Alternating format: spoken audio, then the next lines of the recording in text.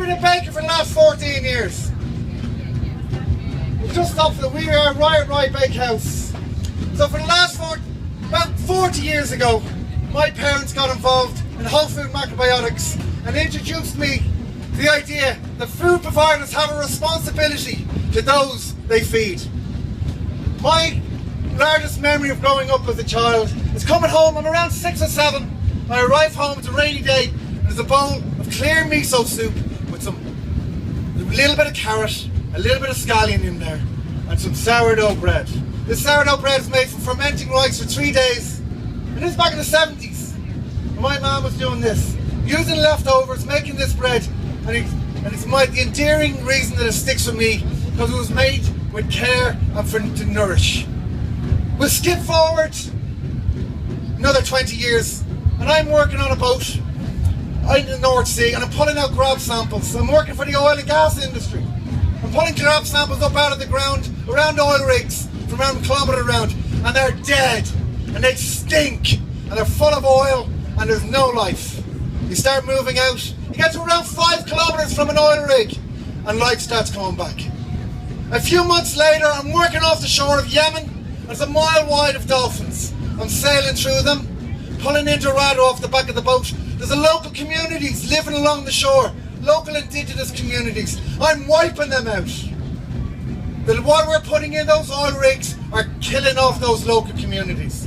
I'm back in the office then, writing up a pipeline through Papua New Guinea. All the people in those long houses are gone. There was a Panorama did a documentary about it. This is why we have to know what our actions are doing, and we have to take care how we use those primary resources, those scarce resources, how we use them. Anyway, move on to 14 years ago. I started baking. Baking has changed dramatically since I started 14 years ago. 14 years ago when I started, I came from a whole food background. Bread was about nutrition, and this sourdough was the reserve of the whole food sandals. And then so it was there, and all of a sudden it started taking off. And then now it's been exalted into this miracle thing, this wonderful thing that only the special people can make. But it's bullshit! You can all make it, and you've all been making it forever. For thousands and thousands of years, people have been fermenting bread, and it's how people make bread. It's not a preserve of some elite crowd who sit there and make this stuff all cool and trendy and charge a fortune for it. It is simple. And I'm going to show you how to make it simply over there just after I have this little talk. Also, what I've seen, when all of you walk into supermarkets, you haven't got a clue what you're eating, because the bacon industry hides behind this idea that they don't have to tell you. Where unwrapped goods are on display, they do not have to tell you the ingredients at the point of sale. Somewhere in the shop has to be, but you're not going to walk around. So you look up a recipe book, or you kind of look it up and kind of go, tiger bread. That was where it opened my eyes. You remember that 5 years ago or so? Tiger bread, 99 cent. I was given one of the empty boxes, and the litany of ingredients, millions of chemicals all the way through it. You look that up online, beautiful recipe of a wonderful long fermentation white bread with beautiful sesame oil and rice flour painted onto it, so it breaks up and creates this wonderful crust. That's not what they're doing. And why don't they do it? Because they don't care about you. They care about your money. And all they're doing is using food as a conduit to get the money out of your product, out of your pockets. And what's happening now? People are getting ill. People are no longer digesting the food. The stuff that will grow around the place, they're no longer being able to digest it. So with that illness, people are now moving away from food. And so we have a whole baking industry which is killing itself.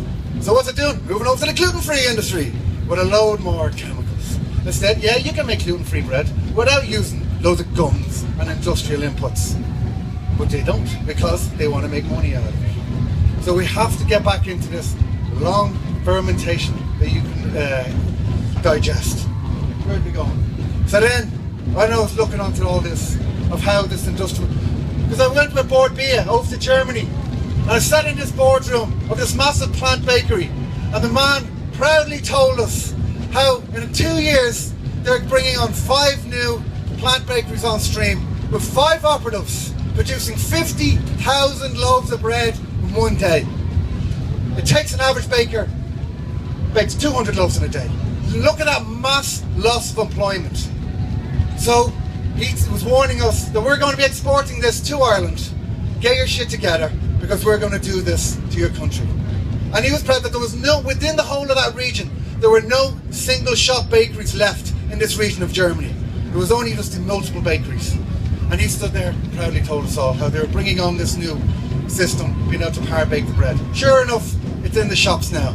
So these are the choices you make if you want to go in there and buy that bread, but it's being made in another part of the world, shipped over here, power bake. It's not even creating employment in Germany.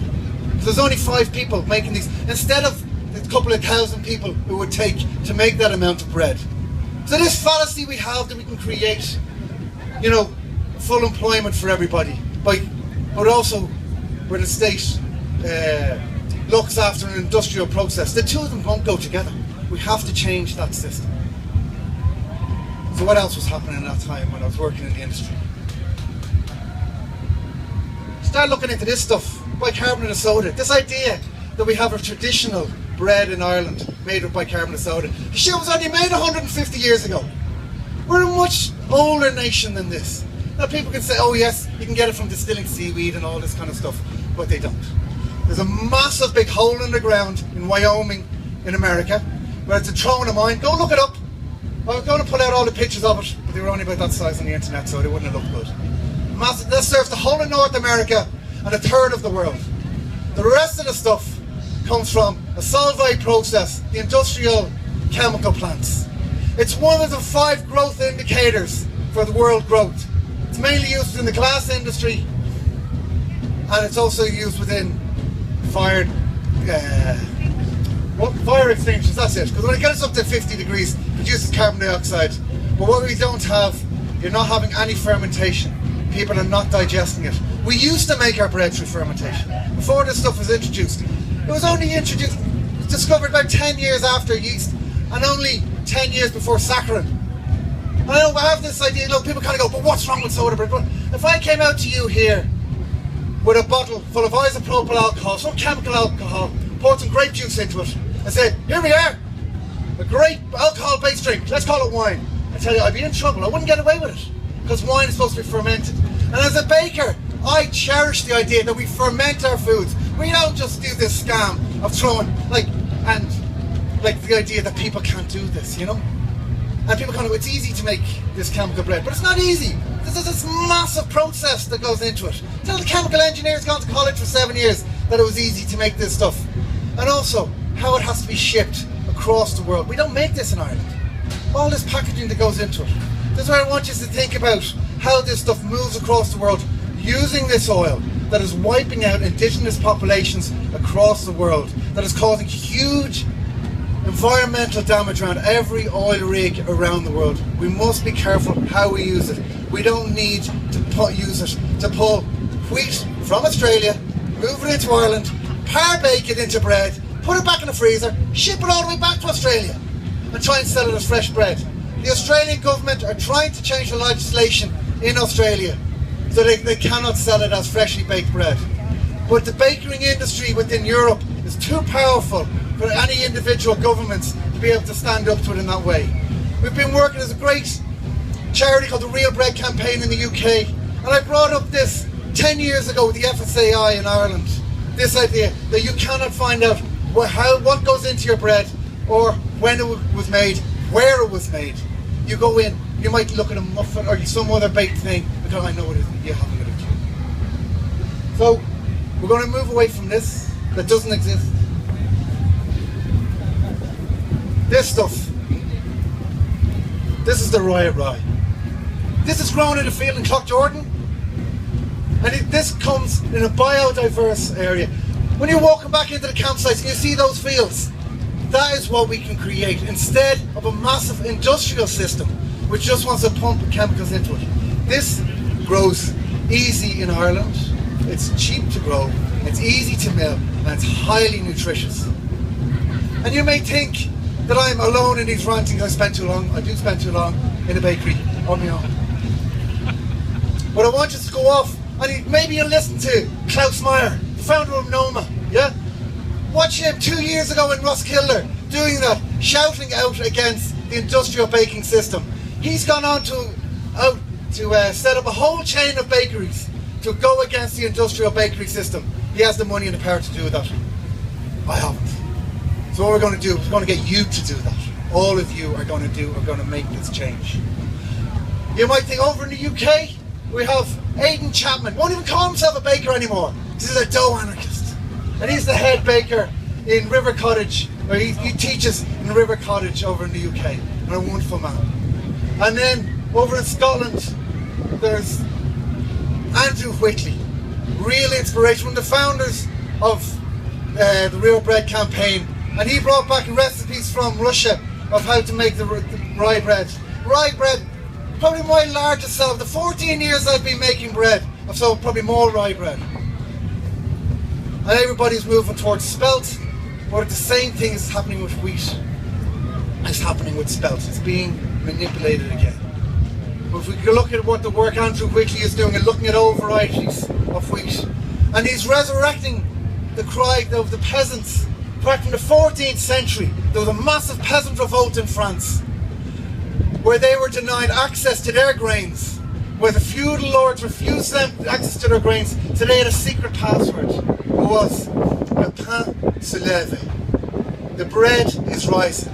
Oxoskelga, Tauron, Egardu. So I want you to raise the left hand, raise your hands, and we're going to cry in solidarity to those before us and all those who are now standing up against the industrial baking system.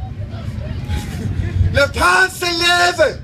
Le pain se lève. The bread is rising. The bread is rising. Tauron Egardu.